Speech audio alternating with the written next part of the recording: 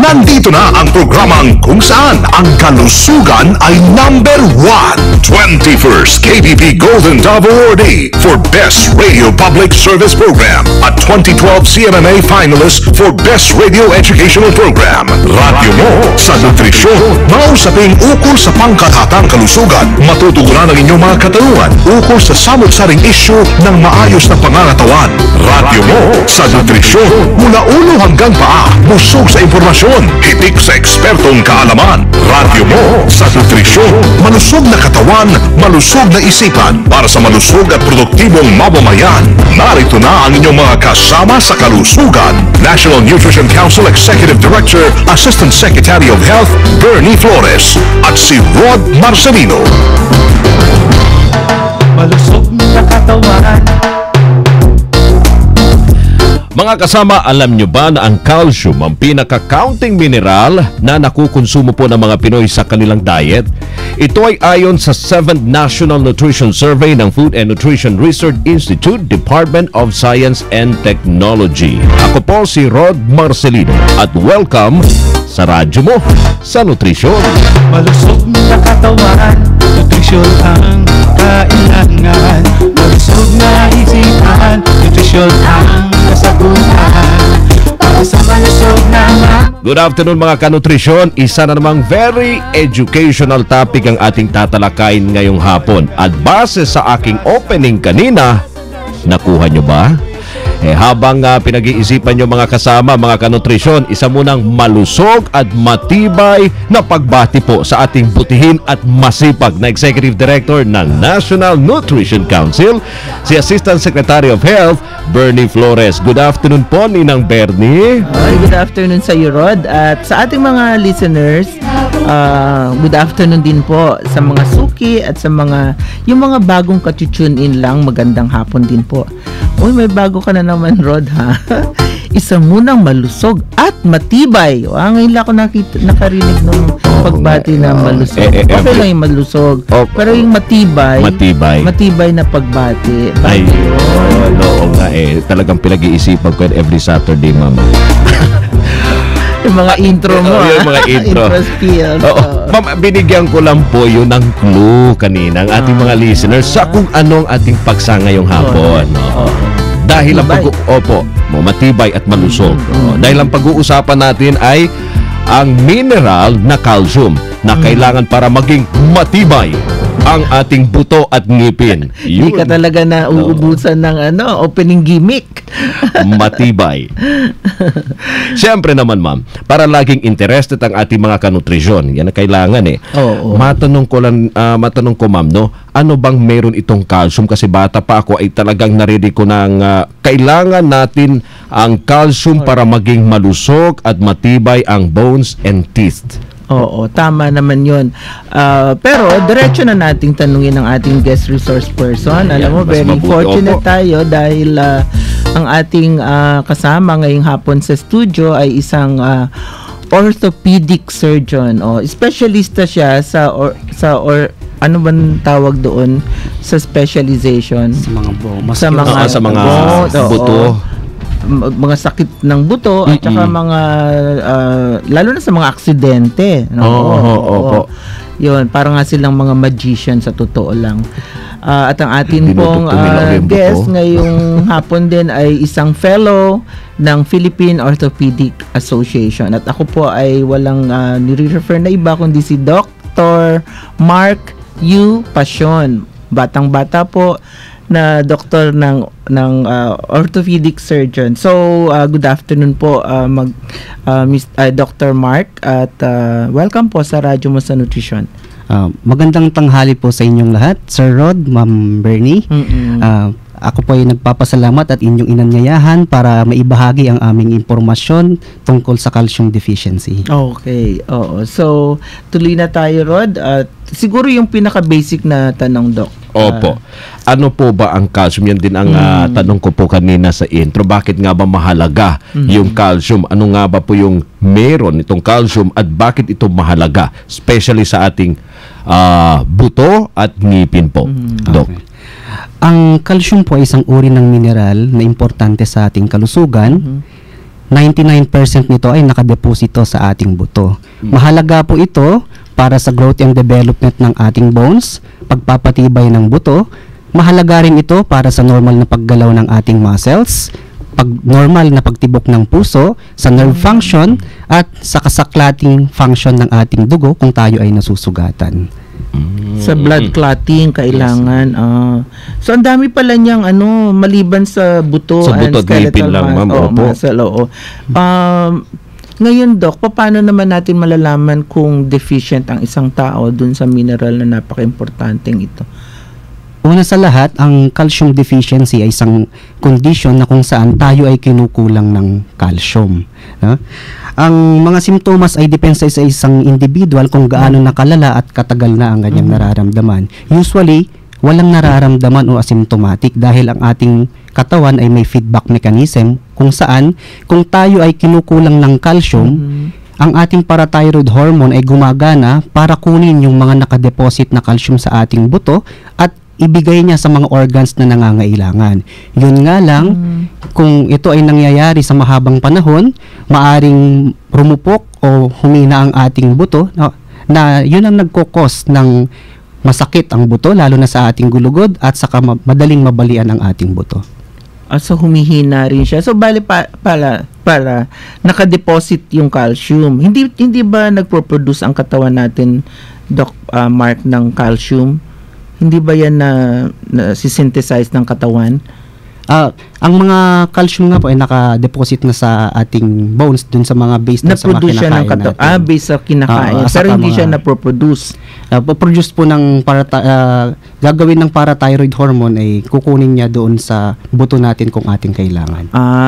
Okay. So, ano po bang mga organ pa ang ibang organ na nangangailangan ng calcium? Sabi nyo, sa pagtibok ng puso, sa pag-clot ng blood, ano pa po yung ibang nangangailangan? Sa nerve function din po. Nerve function din.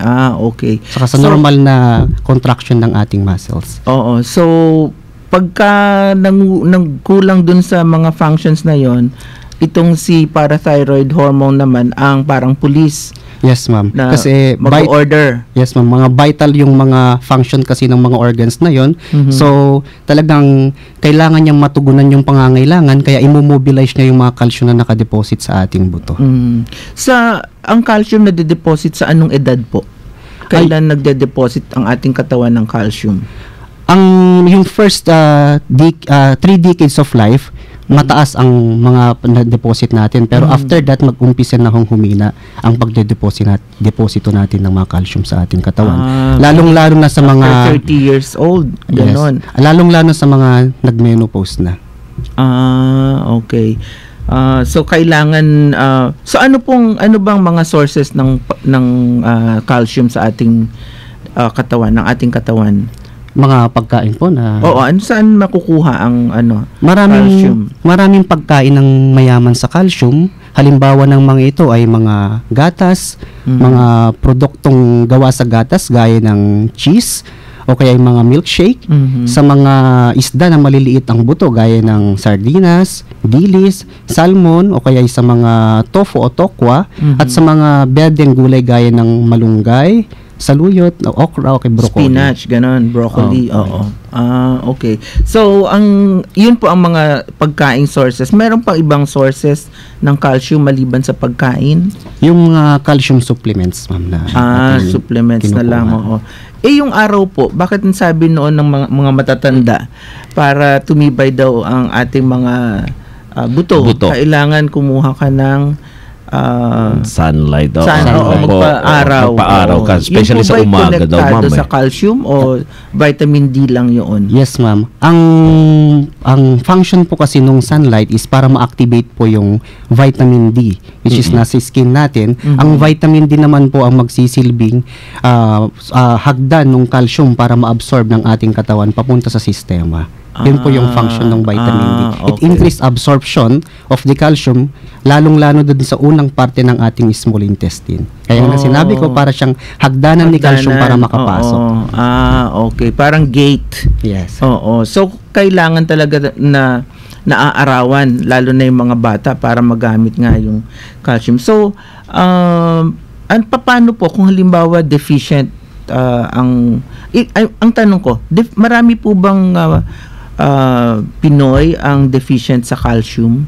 Sabi kanina ni Rod sa intro niya, ano yun? Isa sa konting kinakain. Konti lang po ang kino-consume.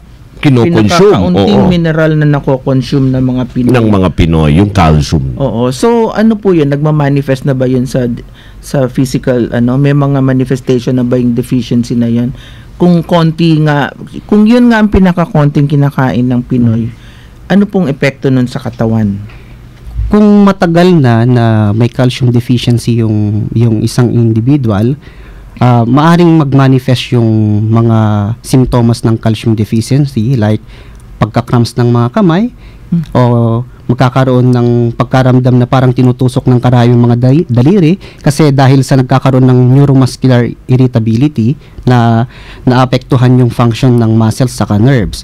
At kung malala ang pagka-deficient natin sa calcium, maaari rin magdulot ng mga abnormal na heartbeat o kaya ay pinakamalala, maaari tayo magkaroon ng seizure. Ganun pala yun. Nako. So, yung mga parang tinutusok na daliri, Doc, Mark, kahit yun, kailangan madalas para maging indicative na kulang ka na ng calcium? O yung kasi kung minsan nararamdaman ko pero hindi naman madalas, siguro once in a while ganun lang. Hindi ko alam kung naupuan ko or namintig ganon. Marami po kasi ang nagkukos ng mga pamamanhid ng kamay. So, kailangan talaga dapat na ma-examine yung pasyente kasi hindi lang ito simptomas, baka hindi lang ito sanhi ng calcium deficiency. Maari rin mga vitamins na like B or pwede rin yung sinasabi nyo kung may entrapment yung mga nerves.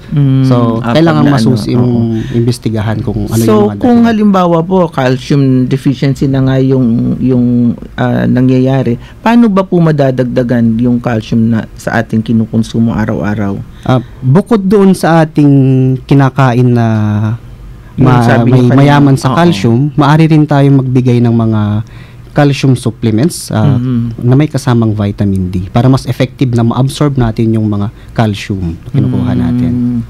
Calcium supplements sige, pag-usapan pa natin yan, Rod, ng mas sa second cup tungkol sa calcium supplements. Anyway, mga kasama, ma'am, bago tayo magpatuloy sa ating discussion ngayong hapon tungkol sa calcium, kung meron ho kayong tanong, mga kasama, sa calcium at calcium deficiency, for sure, marami sa ating mga nanay o iba pang mga tagapakinig, may mga tanong sa ating bisita, ma'am, at sa inyo po. Dual citizens. Yung mga dual citizens.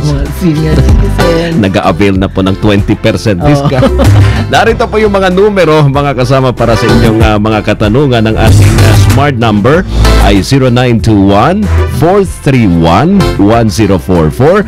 Sa mga gumagamit naman po ng Globe, ang ating number, ma'am, ay 0927-650-6795 at ang ating Sun number. Yan, importante sa calcium. Calcium. Sabi ito kanina. Ma-activate ang vitamin.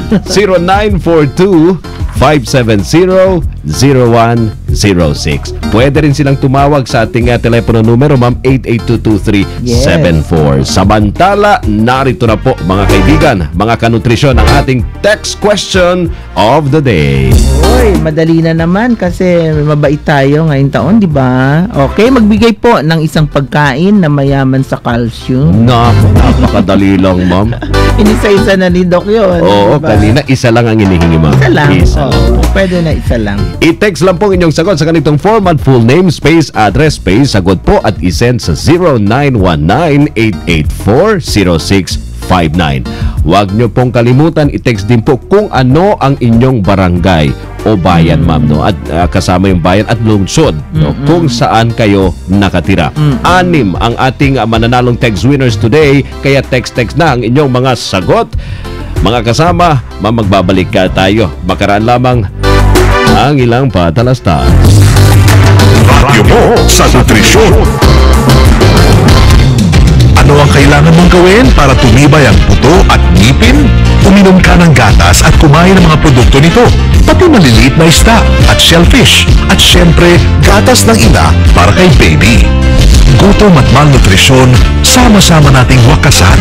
Isang masustansyang mensahe mula sa National Nutrition Council ng Department of Health.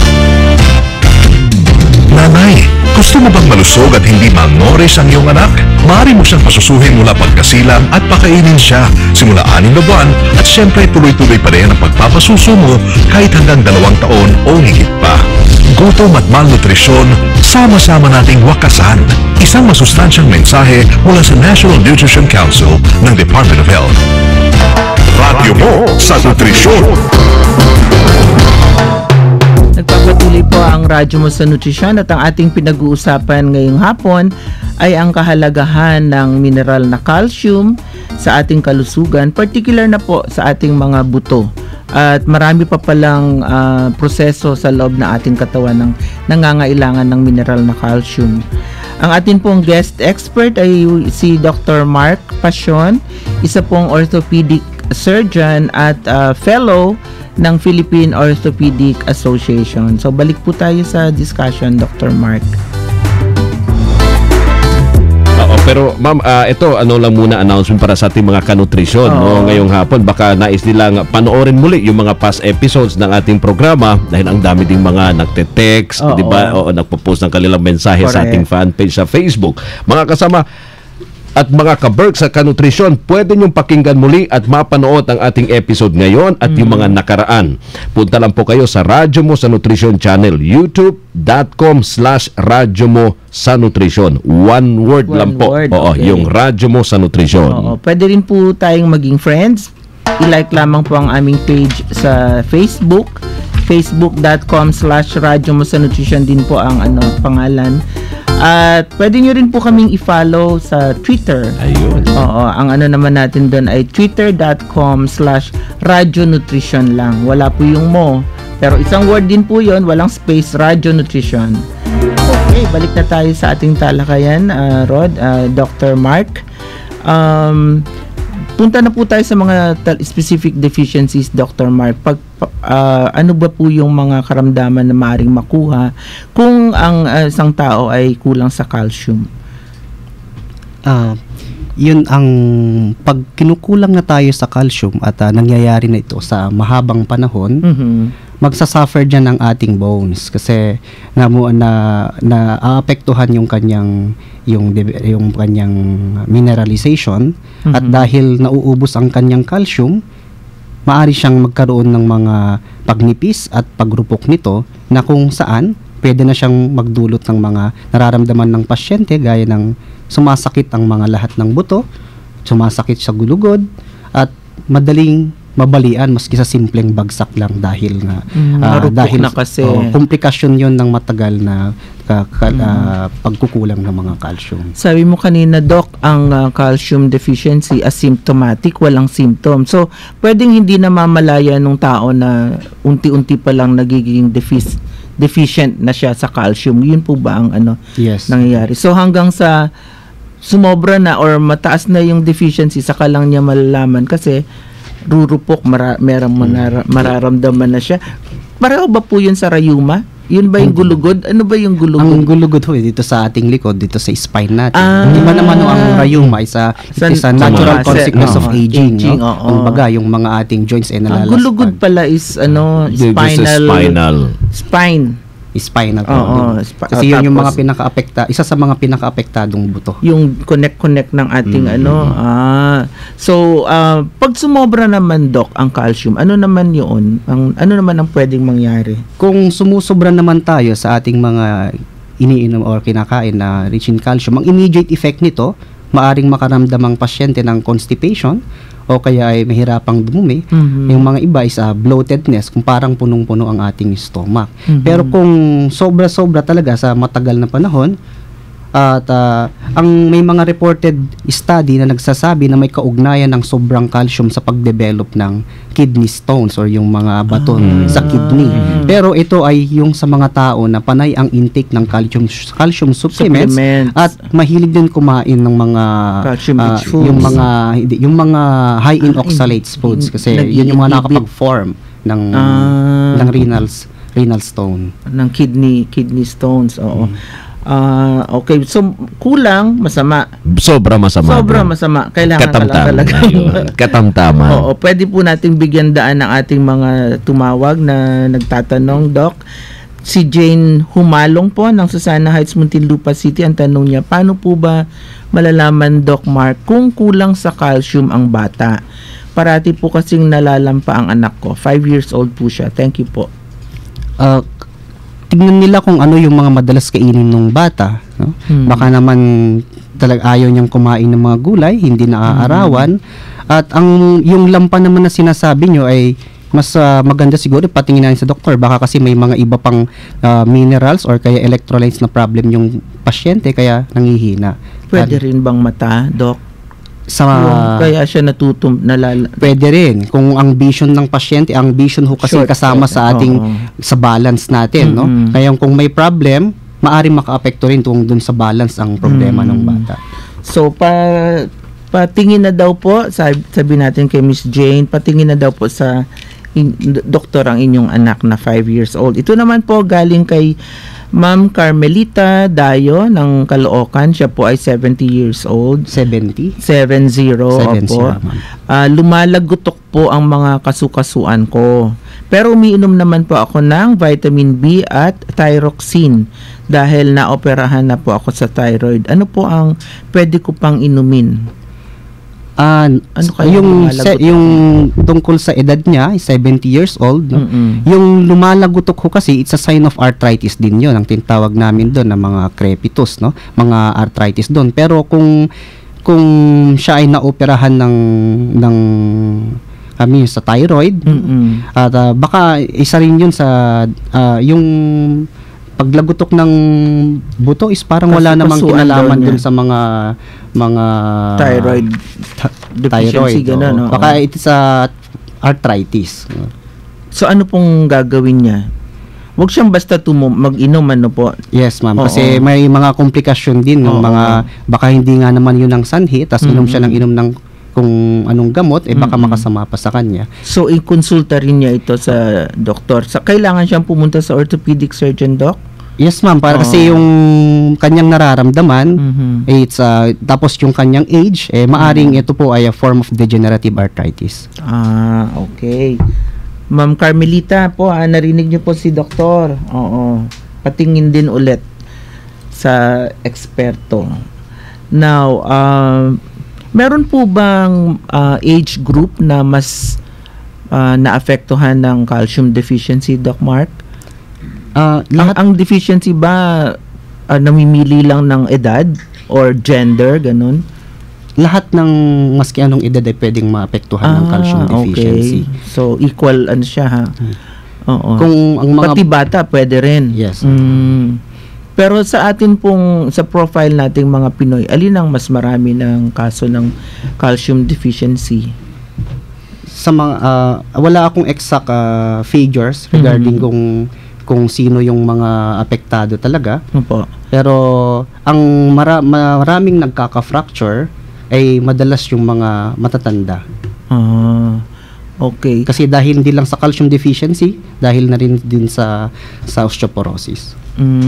Talagang gagamit na kasi yung store na calcium, kaya nababawasan, kaya rumurupok. Bukod doon, ma'am, buod doon, pag nag-menopause na kasi ang basang babae, nawawala na yung estrogen, which is ang estrogen na nakakatulong para hindi agad rumupok ang buto. Pinipigilan niya yung osteoclast cells na umuubos or nag-uubos dun sa nagko-cause ng panghihina ng buto. Okay. Ito naman po, isa pang marami tayong nagtatanong. Madaming ano. Si Ma'am Yolanda Navarro ng Masambong, Quezon City. Siya po ay 62 years old, Doc. Ang tanong po niya, ang kwento niya, hininto ko ang pag-inom ng calcium supplement kasi nahirapan ako umihi. Sabi ng doktor, ihinto ko muna. Ano po ang pwede ko pang gawin dahil nananakit ang aking mga gulugod? Ngayon, kailangan po niyang patignan muna yung kidney niya kasi baka nga may ibang sakit yung pasyente at baka hindi naman calcium ang dahilan. Ngayon, kung ang makita na hindi naman galing sa kidney ang paghirap niya ng pag-ihi, ay maaari pa rin siyang pagpatuloy ang pag-inom ng mga calcium supplements. Okay. So again, konsulta ano po, wag lang pag may time, dapat talagang kumonsulta na kasi priority yan. Oo, baka iba naman ang rason. Okay, ito pa po, meron pa tayo ng sumunod Naku, na mga daming tanong. nagtatanong, ma'am, no? Doc Mark, okay lang po ba pag lagi kang kumakain ng lakatan na saging? Galing po ito kay Pete Chan ng Antipolo. Oh, yung saging, di ba, sinasabi na rich in potassium. Hindi, naman potassium yung ang saging ano, naman, no? Potassium ang Hindi naman calcium, oo. nutrition na nakukuha sa... No comment po. Basta saging maganda. Oo. Maganda. Kumain kayo ng saging araw-araw. Kung hindi man calcium, sigurado potassium makukuha niyo doon. Kailangan din sa nerve. At Oo, ang isa rin ng potassium. potassium para nagpapanormal din ng paggalaw ng acting muscles. Oh, yan. Oo nga. Nerve at saka muscle control. Okay. Yung anak ko po, sabi naman ito ni 0124, yung anak ko po na babae ay 24 years old na. 18 years old pa lang siya noon, ay dapat lagyan ng ipit ng sampayan ang mga daliri niya dahil sobrang kirot daw po until now. What po dapat gawin, Doc? Thanks po. Ang mga pananakit dito sa mga daliri, ibig sabihin mga joints to, ay tignan niya kung may kailangan pa rin siyang masusi or kaya i-refer natin sa rheumatologist kasi baka mismong may mga systemic illnesses tong bata na nagkukos nung pananakit ng kanyang mga joints sa daliri. Ito kailangan investigahan, kailangan muna masusing pagsusuri para malaman kasi mukhang ito ay hindi lang related sa calcium deficiency, baka may ibang sakit itong bata na to. Oo. Pero matagal na siyang nagsasuffer, Doc, kasi 18 years old siya, nagsimulang sumakit yung mga daliri niya. Ngayon 24 years old na siya. Oo, lalo na sa mga ganyan kasi baka pwede baka magkaroon siya ng mga inflammatory disease na type ng arthritis o kaya mga autoimmune natin tinatawag. Okay. Ito pa po, galing naman to kay Danny Bagtas ng Barangay St. Peter ng Quezon City. Siya po, Doc Mark, ay 59 years old. Kung masobrahan naman ng calcium, paano po malalaman? Ano po ang sintomas?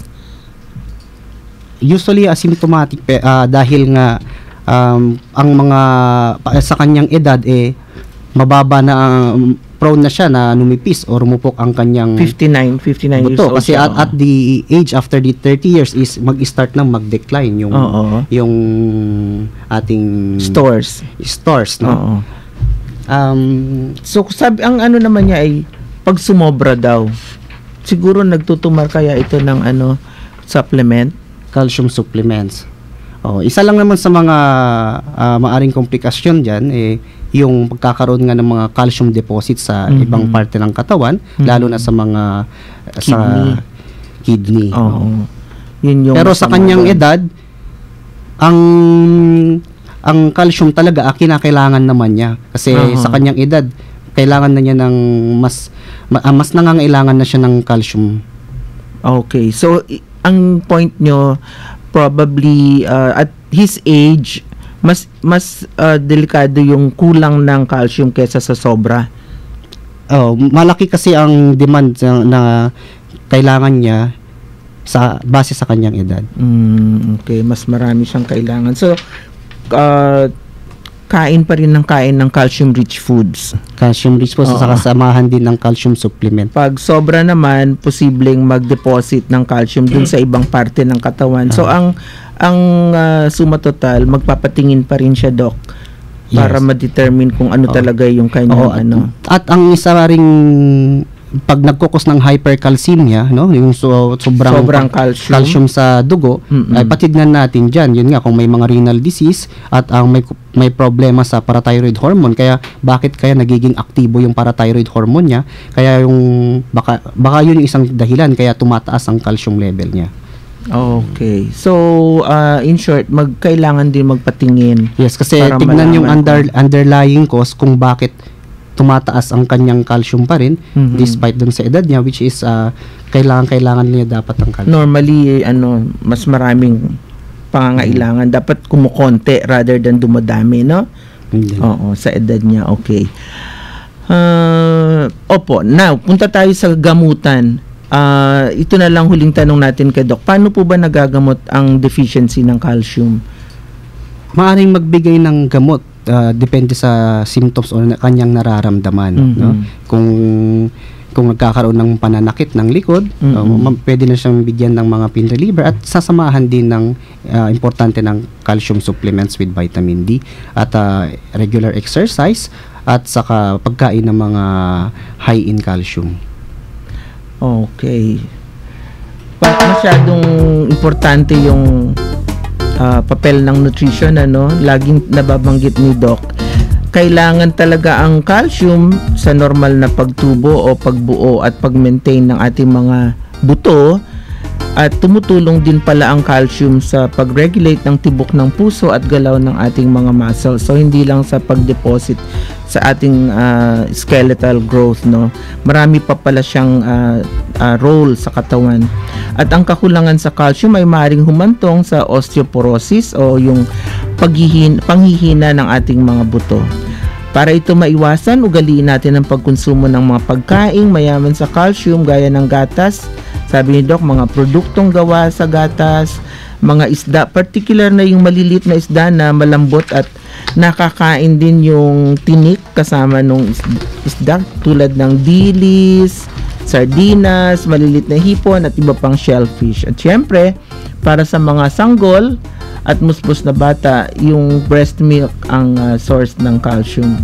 So maraming salamat po sa ating naging guest expert. Walang iba kundi si Dr. Mark U. Pasion, isa pong orthopedic surgeon at fellow ng Philippine Orthopedic Association. Doc, maraming salamat, Doc Mark, at kita mo maraming phone-in questions.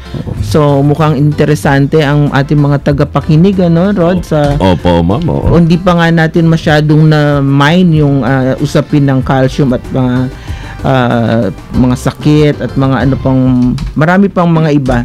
Pero hindi natin natalakay.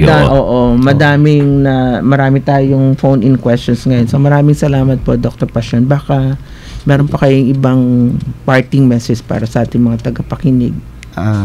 Tandaan natin ang kahalagaan ng pagkain ng mga mayaman sa calcium at importante ito sa ating kalusugan. Pero wag din natin kalimutan na kailangan ng regular exercise at pag-iwas sa mga bisyo gaya ng sigarilyo, labis na pag-inom ng alak, at kung may mga nararamdaman na sumasakit sa kanilang mga buto, mainam na sumangguni na lang sa doktor kasi para malaman kung ano talaga yung sanhi at maiwasan natin ang paglala o ang mga komplikasyon na dulot nito.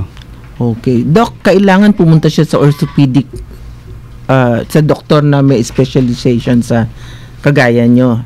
Hindi siya basta pupunta sa kung general lang ganun.